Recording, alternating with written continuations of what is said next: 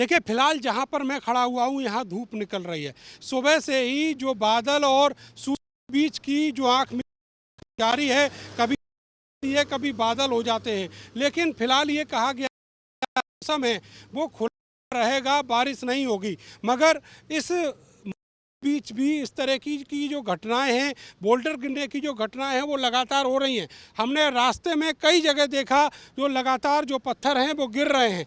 जैसे ही धूप होती है, धूप के बाद भी जो पत्थर हैं वो गिरते हैं गर्मी से।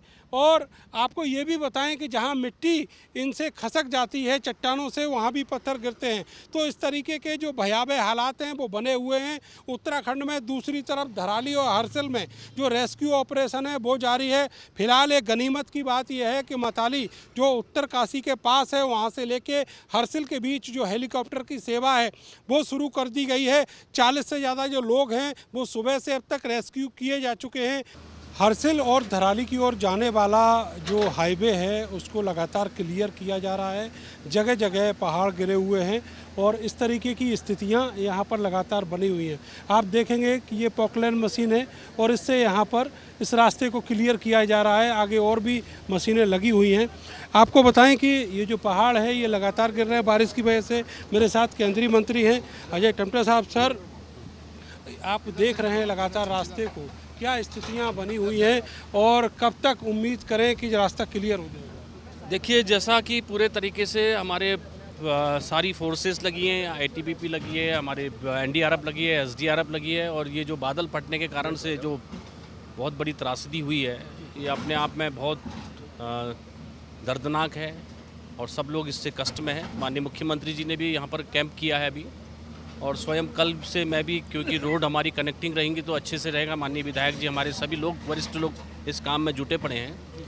और हमारा बीआरओ और हमारा पीडब्ल्यूडी, हमारी स्टेट के सारे अधिकारी, पहला काम जो हमारे वहाँ लोगों को बचा करके रेस्क्यू करना है, और दूसरा काम जो हम ये रोड को प्रॉपर करना है। अभी करीब मैं ऋषिकेश से यहाँ तक जब आया तो करीब 6-7 जगह हमारे स्लाइड्स आए थे, आप भी कल वहीं से आए होंगे।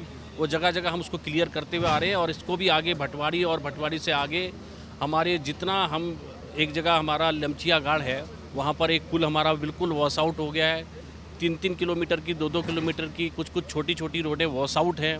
और जहाँ पर घटना घटी है वहाँ पर एक स्थिति ये बनी है कि रोड बनाना कठिन है, क्योंकि दलदल बना हुआ है, और उस पर भी रोड बनाने के लिए हमको बहुत सारी कठिनाई होगी धराली पे। और धराली वाला रोड अभी जो हमारा मन है कि जितना हम क्लियर कर सकते हैं वो क्लियर करें, और नहीं तो सूखने का इंतज़ार करके कि रोड को कनेक्टिंग करें। हरसिल के यहाँ पर भी हमारी बड़ी समस्या है।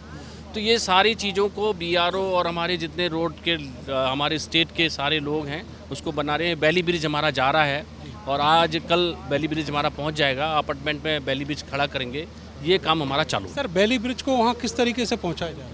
हमारी यहाँ से, उसमें हमारे 3 अभी बड़े ट्राला लोडर होकर के निकल गए हैं, और बाकी 10 ट्राले में और सामान जाएगा, और उसके टेक्निकल जो उसको एरेक्शन करते हैं वो एरेक्शन टीम भी हमारी आ गई है। वो टीम भी उसको काम करना चाहती है। वहाँ तक का रोड क्लियर है जहाँ तक बैली ब्रिज के लिए सामान जाना? अभी अगर जहाँ जहाँ क्लियर है तो ऐसे ही ऑब्स्टिकल आ रहे हैं कुछ तो उनको क्लियर करते जा रहे हैं, और क्लियर करने के साथ साथ कल तक क्लियर कर देंगे। कल शाम तक माने? शाम तक हमारा पूरा जो मटेरियल जो है। बहुत बहुत शुक्रिया हमसे बात करने के लिए। आप देखेंगे कि इधर ये जो कार्य है लगातार चल रहा है। इस तरीके से जो सड़क के बीच में जितने भी रोड़े हैं, अवरोध हैं, वो सब हटाए जा रहे हैं। आपको बताएं कि ऐसे कई सारे अवरोध हैं यहाँ मनेरी के आगे से लेकर, और जहाँ हरसिल और धराली में ये पूरी आपदा आई है। अब सबसे बड़ी समस्या ये है कि जब तक ये रोड क्लियर नहीं होता तब तक बहुत मुश्किल है कि वहाँ तक लोग पहुँच पाएँ, और जो राहत का काम है वो तेज़ी से चल पाए, क्योंकि बहुत सारी चीज़ें हैं, मशीनें हैं, उन सबको वहाँ पहुँचना है। कैमरा सहयोगी सानू के साथ मैं नरेंद्र, भारत समाचार, उत्तरकाशी।